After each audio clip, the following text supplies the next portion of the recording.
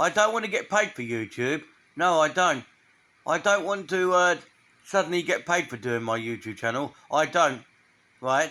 And I don't. I do this for the sheer love of it, right? I do not want to get paid for doing YouTube, right? I don't want to suddenly get paid for being on here, right? I don't want all the riches that people normally get on YouTube, right? I want to do this for because people understand me as a person. I don't want to suddenly be different to anybody else. I want to be the same as everybody else, a normal person. I don't want to look like I'm a famous person on YouTube, which I am in a way, right? But I don't want to suddenly think I'm different to anybody else, right? And I don't want to feel I'm brilliant, right, and smarter than anybody else, and I've got an IQ of 100, which I did have when I was at school. Right? I don't want that. I want to be a normal person, down to earth, Joe, as I've always been when I grew up, before I had YouTube, and before I knew where my actual career was going, where I was actually heading in life, right? I don't want to suddenly take over people and say I'm better than anybody else. I've got a big head, right? I don't want to do that, right? I want to be the same, down to earth Joe, as I've been ever since. And when I go to church here, I don't want to think I'm smarter than anybody else. And I'm more clever than anybody else. I don't want to. I don't want to do that. That's not what I want to be doing. I want to project myself as a normal person. A down to earth Joe. I don't want to make myself any different to anybody else. I don't want to make people think that I'm always smarter than anybody else. I want to be the same person that I was when I grew up, right? When I grew up, from my back streets, right? I had no future. I didn't know where I was going. I was always in trouble with the law. I was as well. I didn't know what I wanted to be, and maybe that bloke said I was a criminal. Yeah, I was a shoplifter. Yeah, with someone called Dermot, right? But really, I grew up here not knowing where I wanted to go. I was in a care home with Joy Bamford. I was as well, not knowing where I wanted to go.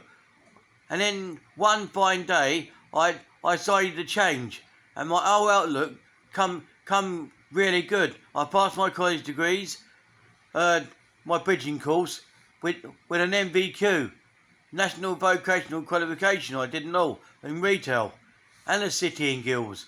I came up from the wreck and ruins of my life, and I really knew that I was coming back up, and I wasn't leaving my life. That I was making something of myself. I was as well. That I was, and I did have a girlfriend, a fiance, when I first started. I got engaged to a girl called Crel Bruce. Long time ago that was, right? If anyone wants to know. That's a relationship I don't want to remember or ever experience again. Right, that didn't work out. Right, not because it was her, it was me as well. I was in a state of shock in my life here, where I'd passed I was in a world of my own. I passed everything, grazed everything. I didn't know where I was. Right, I loved it. Right, it was the best thing going. And then when I came to Anchor, I had no money. I was surviving on what I could. And then one fine day when I moved to 31 Curlew Crescent, right, in Strood, right. I moved there in England. I got a windfall. I won't tell you how much, because that's not what you do on YouTube. I got a very substantial amount of money back from my benefits. Right, because they said I was not allowed these benefits, but I was. They found out I was allowed it. I was denied the benefits since 2003. I was denied the benefits. I was as well, and then they found out I was allowed the benefits. Right, I was been denied this one benefit yet, said I wasn't allowed it, and then they found out I was, and they gave me a substantial amount of money, which really was the best thing. I won't say it's the best thing that's happened to me in the long run, because money's the root of all evil, they say. But it was the best thing that's ever happened to me, right? And I tell you what, it changed my life. It did as well. It gave me a new outlook on perspective of people who win the lottery. When they win the lottery, yeah, I wouldn't bother winning loads of money if I was you. That's not the way forward.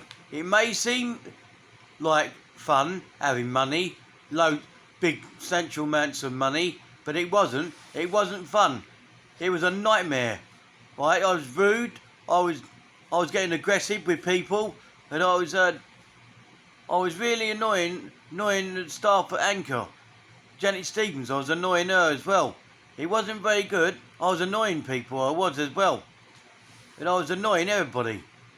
And it was actually annoying. It was as well. I was annoying loads of people. And when I got away from all that money, it all gone, right? It's one part of my life that I wish it was there. I'm glad it's there.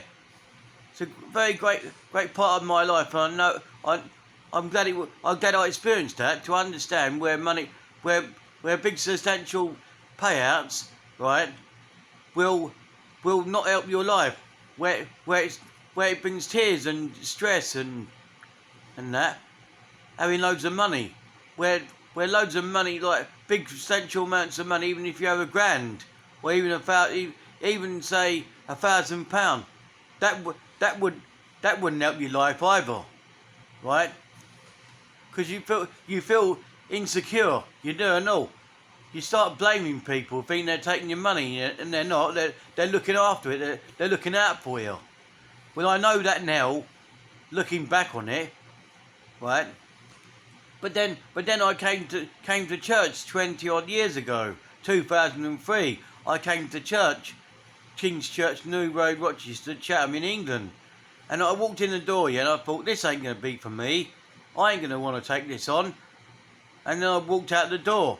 I went in and walked out again. I didn't know.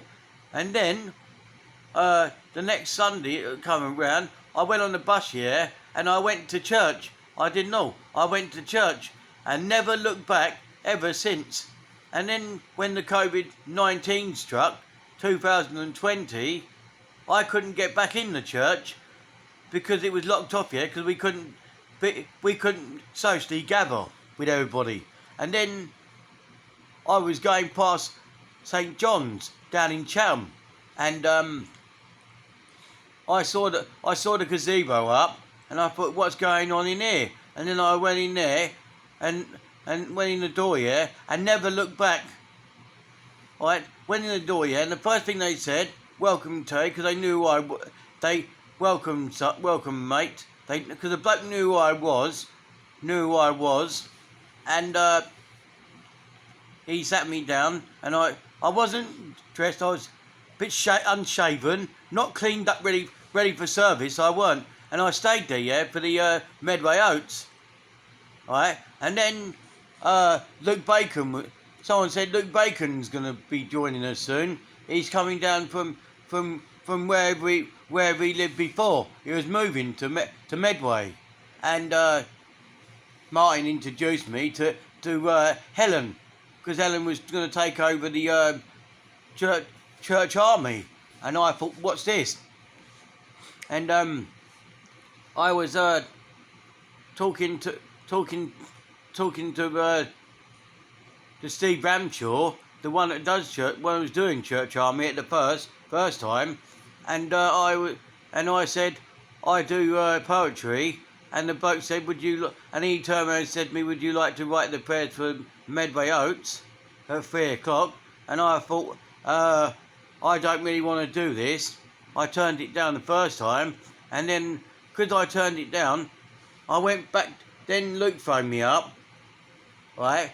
And he said, would you mind doing the prayers for the Medway Oats? And the first thing I said, yeah, I'm going to do it.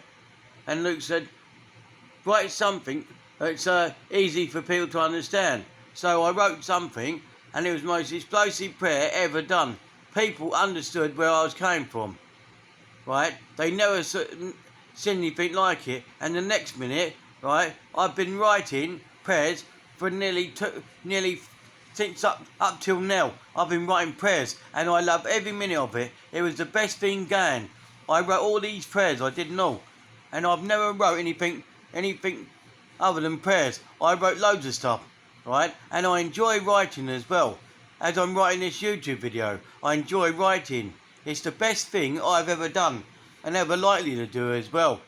Right? Exclusively Trademark TV, signing off.